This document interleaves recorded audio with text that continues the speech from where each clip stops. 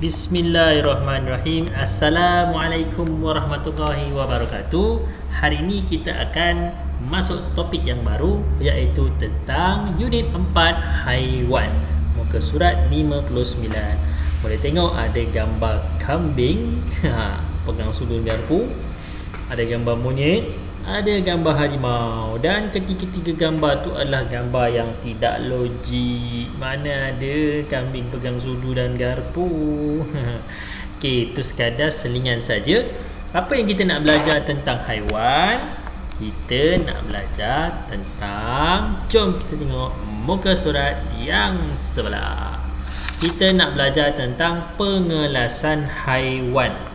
Setiap haiwan yang Allah Subhanahu Wa Taala cipta ni, dia dah ditentukan dia ni boleh makan apa. Okey, arnab makan sayur, makan carrot, makan bayam dan sebagainya. Siapa ada bela arnab sini? Okey. Burung helang makan apa? Makan cacing. Nampak tu ada gambar helang. Dia bagi anak-anak dia makan cacing. Ular makan apa? Makan tikus. Okey, ayam makan apa sini? Ada ayam. Ayam makan apa? Ayam makan cacing, makan bertih jagung, makan apa nama? Haiwan-haiwan yang kecil-kecil dekat tanah ni dia akan patuk. Tu makanan untuk ayam. Dan seterusnya ada gajah. Gajah makan apa? Makan tebu, makan tumbuh-tumbuhan, makan sayur. Dan monyet, ni monyet makan apa ni? Kenapa tu? Monyet makan kutu. Makan kutu, makan buah, makan pisang. Hari ni kita nak kelaskan haiwan. Kelas ni maksudnya kita nak bahagikan haiwan mengikut ada 3 jenis pengelasan. Apakah 3 pengelasan tersebut? Yang pertama, tengok muka surat 37 tu, ada gambar arnab dan juga gajah. Kita nak akan kelaskan haiwan mengikut kelas yang pertama, iaitu kelas yang kita sebut sebagai kelas haiwan yang makan tumbuh-tumbuhan saja. Dia tak makan daging, dia tak makan apa-apa saja selain daripada tumbuh-tumbuhan, dedaunan dan sebagainya. Dia tak makan cacing ke apa ke, tak. Dia hanya makan tumbuh-tumbuhan saja. Antaranya contoh adalah arnab dan juga gajah. Okey, baik. Yang kedua, haiwan yang makan haiwan lain.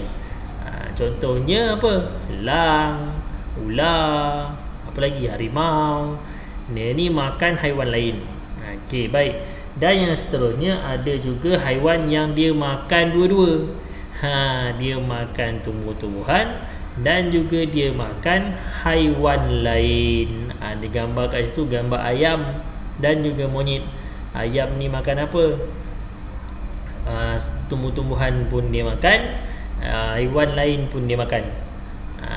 Monyet ni pun sama, kutu ataupun haiwan lain pun dia makan, buah-buahan pun dia makan. Okey, apakah nama pengelasan yang kita nak buat ni? Jom kita tengok muka surat sebelah. Haiwan yang makan tumbuh-tumbuhan saja, tengok tu ada situasi guru dan juga murid-murid.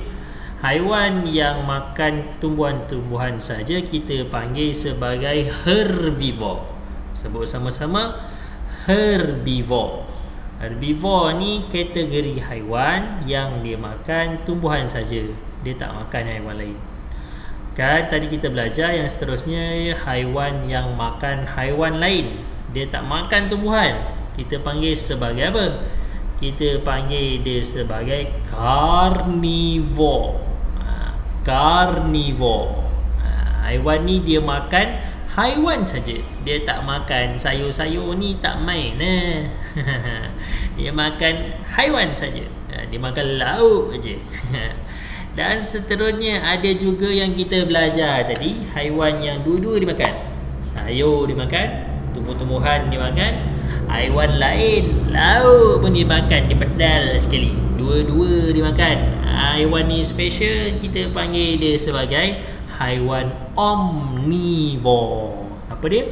Omnivore. So ada 3 kelas haiwan. Yang pertama herbivore, yang kedua carnivore, yang ketiga omnivore. Okey murid-murid, tiga-tiga pengelasan haiwan ini ada jenis gigi yang berbeza. Nak tahu gigi apa? Jom kita tengok muka surat sebelah. Tengok tu kegigian haiwan. Haiwan carnivore. Haiwan carnivore ni yang dia makan haiwan saja. Lihat, dia ada gigi taring yang lagi tajam berbanding haiwan lain. Gigi taring yang tajam memudahkan haiwan karnivor mengoyakkan daging yang dimakan. Okey, haiwan karnivor ni gigi taring dia lagi panjang. Okey, manakala kita tengok pula haiwan herbivore, contoh dia ada gigi kacip yang kuat. Nampak tu gambar tu, tu gambar arnab. Ni orang panggil gigi arnab ataupun gigi kacip yang kok depan ni yang kat depan ni kuat untuk potong tumbuh-tumbuhan. Sebab apa? Haiwan ni dia makan sayur-sayur, dia makan tumbuh-tumbuhan je, dia tak makan daging-daging, dia tak makan haiwan lain. Sebab tu gigi dia punya gigi kacip ni dia kuat dan ada gigi geraham yang besar, lagi besar untuk lumatkan tumbuh-tumbuhan. Dan yang ketiga ada haiwan omnivore ni, gigi dia apa? Jom kita tengok. Gigi dia ada gigi kacip. Gigi kacip ada. Yang kedua gigi apa lagi? Dia ada gigi taring. Gigi taring pun ada. Yang ketiga dia ada gigi geraham. Samalah macam manusia.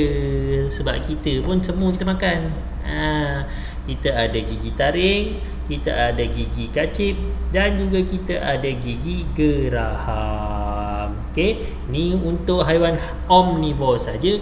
Ketiga-tiga jenis gigi yang kita belajar dia ada.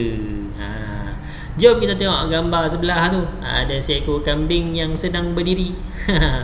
Yang sedang bercakap. Dia kata, susahnya nak potong rumput ni. Tengok ni dia bagi contoh. Sekiranya haiwan punya gigi yang tak sesuai dengan tabiat makanannya, apa yang mungkin berlaku? Tabiat makanannya itulah yang tadi kita belajar tu. Herbivore, carnivore, omnivore. Kalaulah haiwan carnivore yang sepatutnya dia makan haiwan, dia tiba-tiba dia tak ada gigi taring kan susah. Contoh macam kambing ni. Sepatutnya kambing ni dia ada taring tak? Kambing tak ada taring. Tapi dalam gambar ni dia bagi contoh kambingnya ada taring. Bila ada taring, susah tak dia nak makan makanan dia? Susah. Sebab apa? Kalau gigi taring fungsinya untuk menyiat makanan. Tapi dia bukan nak makan, nak siat-siat, dia nak potong je. Itulah haiwan herbivore. Dia hanya perlukan gigi kacip yang memotong dan juga gigi geraham yang untuk melumatkan makanan. Seterusnya karnivore. Tengok tu gambar singa. Kesian singa ni, dia tak ada gigi taring. Dia ada gigi kacip je, tak ke kelakar tu. Tengok pun dah kelakar dah. Dia tak boleh nak gigit, dia tak boleh nak siat, dia tak boleh nak macam mana dia nak boleh nak potong daging tersebut. Sebab tu pentingnya gigi taring. Bayangkanlah kalau singa tak ada gigi taring, maka dia makan rumput je lah, lama-lama dia mati. Sebab tu kita kena faham setiap gigi tu ada fungsi dia mengikut tabiat makanan yang kita belajar. Haiwan omnivore, tengok dia bagi contoh haiwan omnivore tu, gigi yang tak boleh koyakkan. Kalaulah dia pakai gigi taring, dia kesian beruk tu. Nak makan pisang tak boleh, nak makan ikan pun tak boleh. Allahu Akbar. Ada juga yang kita belajar sebagai perubahan tabiat makanan. Contohnya beruang kutub ni, dia akan berubah tabiat makanannya. Daripada dia makan ikan, dia boleh makan benda lain. Dia boleh makan buah. Sebab apa? Sebab berubahnya cuaca. Okey, wallahu a'lam. Sekian saja untuk kelas hari ini. Moga berjaya. Alhamdulillah. Assalamualaikum.